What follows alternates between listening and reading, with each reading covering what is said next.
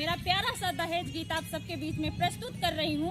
आप लोग सुनकर कमेंट में जरूर बताइएगा कैसे लगा आप सबको। चलिए, साथ में हमारे बड़े भैया जी हैं जेपी पोटेदार जी।